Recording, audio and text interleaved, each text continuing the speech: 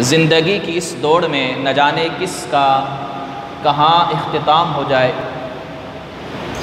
کس کا وقت اجل قریب آ جائے، کسی کو کچھ معلوم نہیں ہے۔ اللہ تبارک و تعالیٰ نے انسان کی موت کا وقت جو ہے وہ پوشیدہ رکھا ہے۔ کس انسان کو کس وقت کہاں موت آنی ہے اسے مخفی رکھا گیا۔ اس کی وجہ یہ ہے کہ انسان کو اللہ تعالیٰ نے اپنی بندگی کے لیے پیدا کیا اور کھلم کھلا یہ انسان کو احکامات عطا فرمائے کہ وما خلقت الجن والانس الا لیعبدون، کہ انسان جنات کو ہم نے اپنی عبادت کے لیے پیدا کیا، اے لیعرفون، اپنی معرفت کے لیے پیدا کیا۔ اور قرآن مجید میں کئی مقامات پر اللہ نے اس اٹل حقیقت کو بیان کیا کہ ہر ذی روح نے موت کا ذائقہ چکھنا ہے، مرنا ہے، دنیا سے جانا ہے۔ اور اہل ایمان کو ایک نصیحت اللہ نے فرمائی، وہ نصیحت یہ فرمائی کہ وَلَا تَمُوتُنَّ إِلَّا وَأَنْتُمْ مُسْلِمُونَ، اے ایمان والو تم ہرگز نہ مرنا مگر مسلمان ہو کر۔ مفسرین اکرام فرماتے ہیں کہ مفہوم یہ ہے کہ اے ایمان والو جب بھی تمہیں موت آئے تو تم مسلمان ہو، ایمان کی دولت تمہارے پاس موجود ہو۔ ایسا نہ ہو کہ دنیا کے کسی کام میں ایسے لگے ہوئے ہو کہ جہاں تمہارا ایمان سلب ہو چکا ہو اور اس لمحے تم پر موت آ جائے۔ تو فرمایا کہ نہ مرنا مگر مسلمان ہو کر، یعنی تمہیں حالت ایمان میں موت آنی چاہیے۔ اور پھر فرمایا کہ لا یستأخر ساعۃ ولا یستقدمون، موت کا جو اٹل وقت ہے اس سے ایک لمحہ آگے نہیں، ایک لمحہ پیچھے نہیں۔ وَلَوْ كُنْتُمْ فِي بُرُوجٍ مُشَيَّدَةٍ، اگر تم بڑے مضبوط قلعوں کے اندر بند بھی ہو جاؤ تو موت آ کے تمہیں وہاں بھی اچک لے گی۔ اور یہ ایسی اٹل حقیقت ہے کہ دنیا کا کوئی مذہب جو رب کو مانے نہ مانے سب اس بات کو ایکسیپٹ کرتے ہیں، تسلیم کرتے ہیں کہ ہر انسان نے آخر فنا ہونا ہے، مرنا ہے، وہ کتنی ہی کوشش کیوں نہ کر لے، موت کا کوئی مقابلہ نہیں کر سکتا۔ اب بہت سارے گروہ پھر آگے یہ عقیدہ رکھتے ہیں کہ مرنے کے بعد انسان ختم، فنا ہو گیا، کوئی حساب و کتاب نہیں۔ قرآن نے ان لوگوں کا رد فرمایا۔ مسلمانوں کا عقیدہ یہ ہے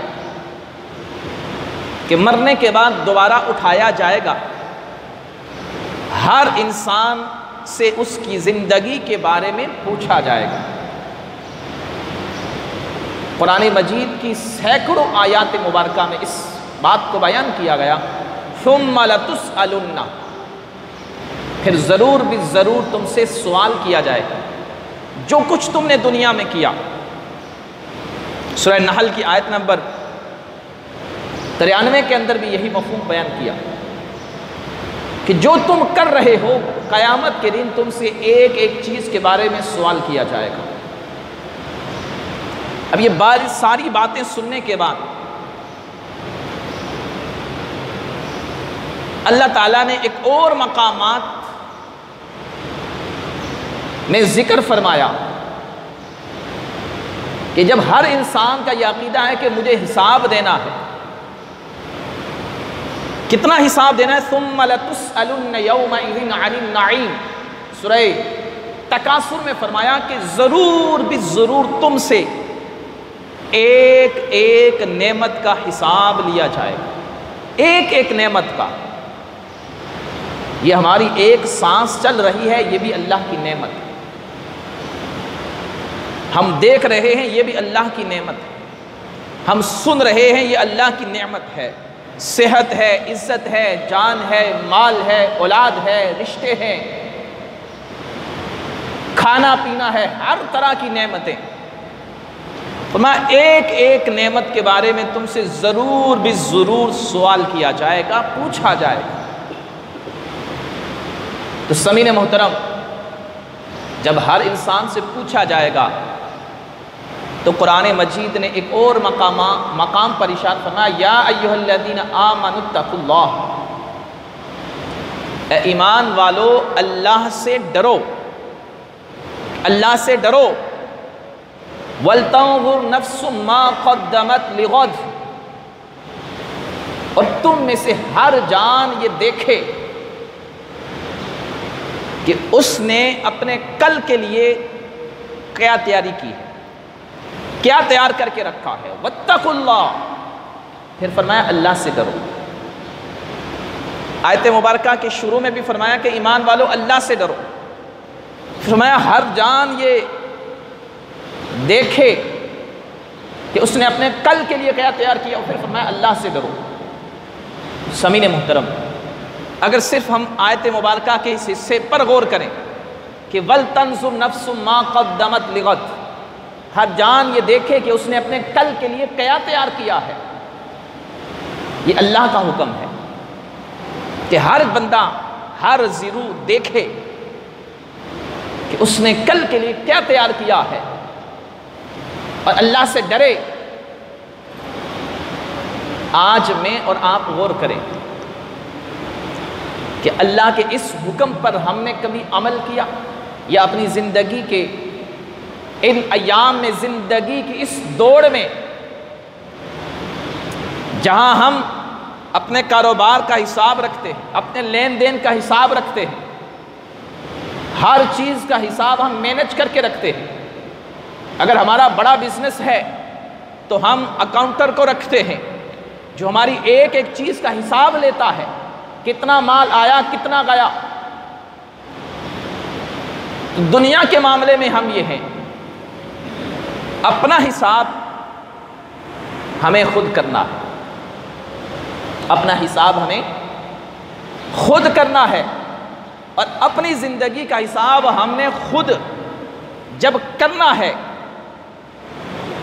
تو میرے محبوب علیہ السلام کی حدیث سے طیبہ اس کی مزید وضاحت فرماتی ہے، میں حاسبوا قبل ان تحاسبوا، اپنا حساب خود کرو قبل اس کے کہ تم سے حساب لیا جائے۔ اللہ کی بارگاہ میں حساب دینے سے پہلے اپنے حساب کی تیاری کر لو، اپنے حساب کی تیاری کر لو۔ تو سامعین محترم، انسان کا نفس تین طرح کا ہے، ایک نفس مطمئنہ، ایک نفس لوامہ، اور ایک نفس امارہ ہے۔ ایک وہ نفس ہے جو صرف برائی کی دعوت دیتا ہے، انسان کو گناہی کی طرف مائل کرتا ہے۔ ایک وہ نفس ہے جو انسان کبھی اگر برائی کی طرف چلا جاتا ہے تو اسے جوڑتا ہے، پھر اسے نیکی کی طرف بھی لے کر آتا ہے۔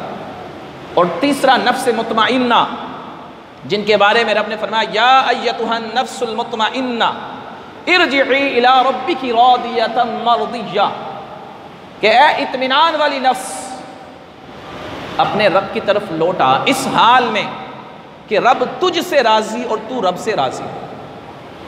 یہ وہ اطمینان والی نفس ہوتی ہے جنہوں نے اپنی زندگی کے ایک ایک لمحے کو، ایک ایک قدم کو، ایک ایک سانس کو اللہ اور اس کے رسول کے احکامات کے مطابق گزارا ہوتا ہے۔ اطاعت الہی اور رسول کریم علیہ السلام کی اتباع کامل میں گزارا ہوتا ہے، تو جب وہ دنیا سے جدا ہوتے ہیں تو انہیں یہ ندا دی جاتی ہے کہ اپنے رب کی طرف لوٹو، اس حال میں کہ رب تم سے راضی اور تم رب سے راضی ہو۔ فادخلی فی عبادی، یہ ندا ملتی ہے کہ میرے بندوں میں اے پاکیزہ روح داخل ہو جا، میرے صالحین بندوں میں داخل ہو جا، وادخلی جنتی، میری جنت میں داخل ہو جا۔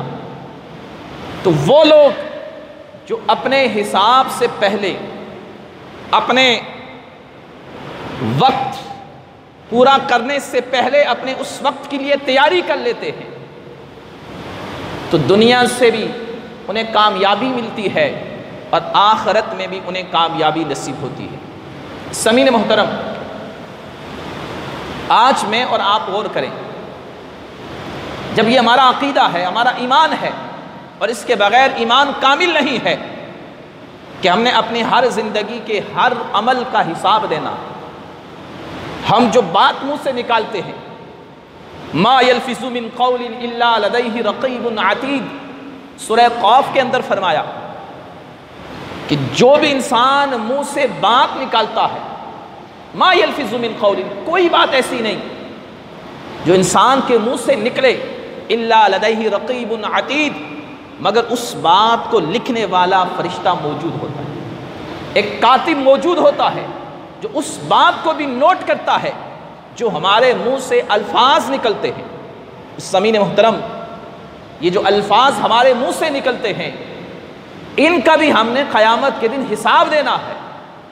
اندازہ کیجئے کہ جب ہمارے منہ سے نکلے ہوئے ایک ایک لفظ کو لکھا جاتا ہے اور قیامت کے دن ہم نے اس کے بارے میں جواب دہ ہونا ہے، تو پھر دیگر ہمارے اعمال، ہماری زندگی کے شب و روز، ہمارا دن، ہماری رات کیسے گزرتی ہے، کن کاموں میں گزرتی ہے، کتنی اچھائیاں ہیں، کتنی برائیاں ہیں، یہ ہم دوسروں سے نہیں پوچھیں گے، بلکہ قرآن کہتا ہے بل الانسان علی نفسہ بصیرہ، ہر انسان اپنے نفس کا خود نگہبان ہے، وہ خود اس کے بارے میں بخوبی جانتا ہے۔ وَلَوْ أَلْقَى مَعَاذِيرًا، اگرچہ وہ دوسروں کے سامنے تو بڑائیاں بیان کرے، وہ کیسا ہی کیوں نہ ہو، لیکن اپنے بارے میں ہر انسان بخوبی جانتا ہے کہ وہ کیا ہے، اس کی حیثیت کیا ہے، وہ کتنا اللہ کے احکامات کے مطابق چل رہا ہے، کتنا اللہ کی نافرمانیوں میں وقت صرف کر رہا ہے۔ تو سامعین محترم، آج ہم غفلت میں ہیں، آج ہم لاپرواہی میں ہیں، ہماری سوچ بہت لمبی ہے۔ میرے محبوب علیہ السلام کی حدیث سے مبارکہ، اس کا مفہوم یہ ہے، آقا کریم علیہ السلام نے کچھ خطوط کھینچے اور پھر صحابہ اکرام کو وہ خطوط کھینچ کر سمجھایا کہ یہ انسان ہے، یہ انسان کی خواہشات ہیں جو بہت لمبی ہیں، اور انہی کے بیچ میں ایک چھوٹا خط تھا، فرمایا یہ انسان کی موت ہے۔ انسان لمبی لمبی خواہشیں لے کر جی رہا ہوتا ہے، مگر اسی کے بیچ میں اس کی موت انتظار کر رہی ہوتی ہے، وہ لمبی سوچ کے چل رہا ہوتا ہے اور موت بیچ میں اس کا راستہ کاٹنے کے لیے کھڑی ہوتی ہے۔ تو سامعین محترم، آج اگر ہمارے اندر سستی ہے، کاہلی ہے، غفلت ہے اور ہمیں احساس نہیں ہے، تو قرآن کی یہ آیت ہمیں دعوت دے رہی ہے کہ ہم اپنا حساب خود کریں، اپنی زندگی کے بارے میں سوچیں، اپنی موت کے بارے میں سوچیں، اپنی قبر کے بارے میں سوچیں، اپنی آخرت کے بارے میں سوچیں کہ ہمارے دامن میں ہے کیا۔ ہم جو اتراتے پھر رہے ہیں، ہم دنیا میں جو اللہ کے احکامات کو پامال کر پھر رہے ہیں، پامال کرتے پھر رہے ہیں، آخر ہمارے پاس ہے کیا کہ ہم اللہ سے جنگ مول لیتے ہیں۔ وَمَن يُشَاقِقِ اللَّهَ وَرَسُولَهُ، جو اللہ اور اس کے رسول کی مخالفت کرتا ہے، جو اللہ اور اس کے رسول کے احکامات کو چھوڑ کر کسی اور طرف جاتا ہے، قرآن نے اس کا انجام نار کی صورت میں ذکر کیا۔ آج ہم غور کریں بحیثیت ایک مسلمان کی حیثیت سے کہ ہم نے کلمہ پڑھا ہے، ہم نے یہ اقرار کیا ہے کہ اللہ کے سوا کوئی معبود نہیں اور محمد صلی اللہ علیہ وآلہ وسلم اللہ کے رسول ہیں، تو اس کلمے کے کچھ تقاضے ہیں۔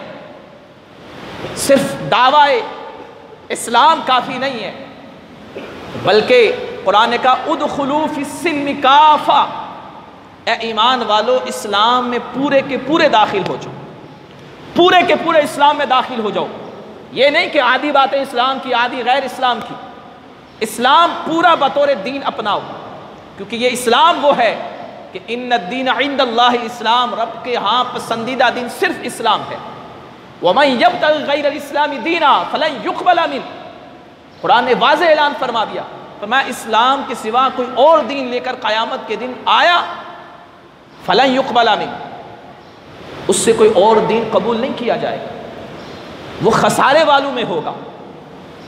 آج ہم غور کریں کہ جب بندہ ایک کلمہ پڑھ لیتا ہے تو اس پر کیا ذمہ داریاں عائد ہوتی ہیں، اس پر کیا اللہ کے احکامات لاگو ہوتے ہیں۔ لا اکراہ فی الدین، زبردستی کسی کو اسلام میں داخل نہیں کیا جا سکتا۔ بہت سارے لوگ اس آیت کا مفہوم غلط لیتے ہیں کہ اسلام میں سختی نہیں، یہ مفہوم نہیں ہے۔ اس کا مطلب یہ ہے کہ اسلام بطور دین اپنانے میں کسی پر زبردستی نہیں ہے، کسی کو فورس کر کے گن پوائنٹ پر اکراہ کر کے آپ اسلام میں داخل نہیں کر سکتے۔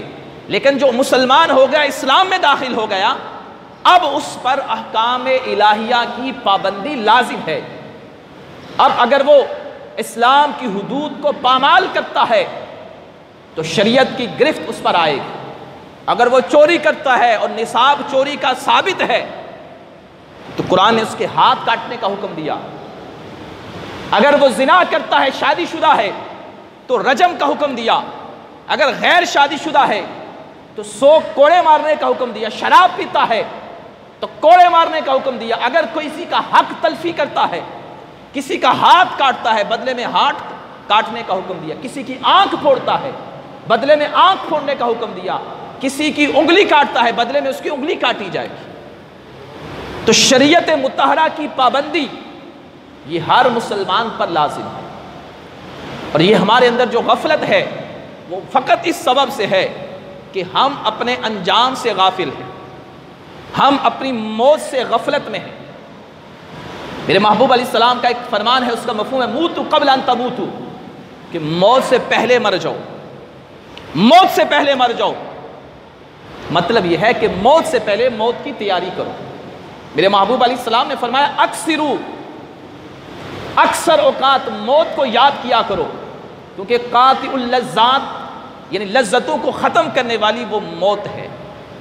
تو موت کو یاد کرنے سے انسان جب یہ اپنے آپ سے تصور کرے، فقط یہ سوچے کہ ابھی اگر میری روح نکل جائے، اگر ابھی مجھے موت آ جائے تو میرے دامن میں کتنی نیکیاں ہیں، کتنی برائیاں ہیں، کتنی میں نے اللہ کی اطاعت کی، کتنی میں نے اللہ کی نافرمانیاں کی، تو انسان کے رونگٹے کھڑے ہو جائیں۔ قرآن نے کہا تھا انسان کا دشمن شیطان ہے، اور شیطان لمبی امیدیں دلاتا ہے۔ ارے ابھی تو میں جوان ہوں، ابھی تو بہت زندگی پڑی ہے، ابھی تو بہت وقت ہے، بعد میں توبہ کر لیں گے۔ یہ انسان کی غفلت کی سوچ جو ہے، یہ انسان کو موت کی آغوش میں لے جاتی ہے، اور پھر مرنے کے بعد انسان کو پتہ چلے گا۔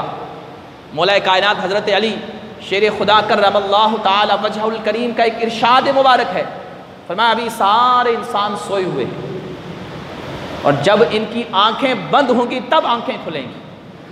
یعنی ابھی انسان کی بظاہر آنکھیں تو کھلی ہیں مگر اصل آنکھ بند ہے۔ وہ موت کے بعد کے معاملات کے حوالے سے فرمایا جب یہ آنکھیں بند ہو جائیں گی، یعنی روح جسم سے نکل جائے گی، تب انسان کی آنکھ کھلے گی، اور پھر وہ جا کر رب کی بارگاہ میں عرض کرے گا۔ قرآن مجید میں رب نے 9 طرح کی انسان کی خواہشیں ذکر کی ہیں مرنے کے بعد جو کرے گا۔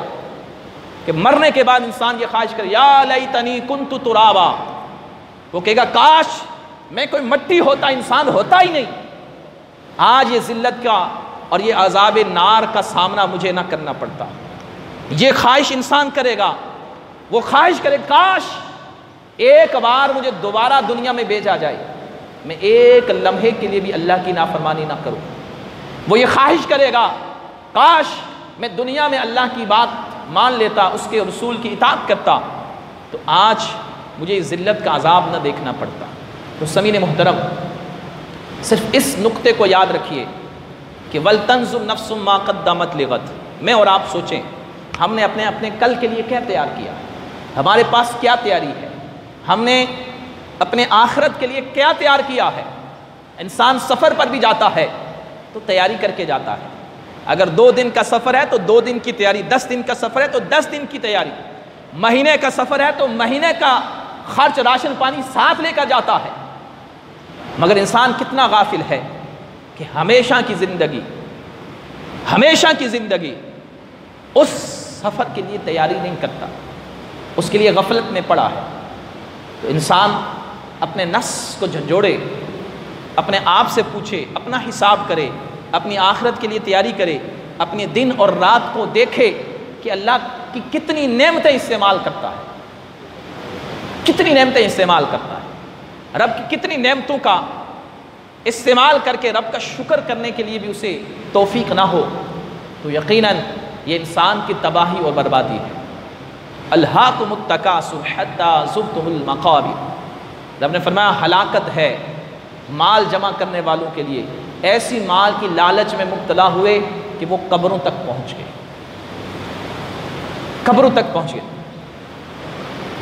کلا سوف تعلمون ثم کلا سوف تعلمون، فرمایا ان قریب تم جان جاؤ گے، فرمایا پھر تم جان جاؤ گے، تمہیں پتہ چل جائے گا کہ آخرت ہے کیا، موت ہے کیا، موت کے بعد کے معاملات ہیں کیا، سب پتہ چل جائے گا، لیکن اس وقت ہاتھ کچھ نہیں ہوگا۔ تو خدا را اپنی موت کو یاد رکھیے، آخرت کی فکر کیجئے۔ اب کتنے عذابات ہم پر مسلط ہیں، کتنی تباہی، کتنی بربادی، کیسے حالات چل رہے ہیں، مگر ہم پھر بھی ہم یہ سمجھتے ہیں مجھے نہیں آئے گی، وہ مر گیا تو ہو گیا، مجھے کچھ نہیں ہوگا۔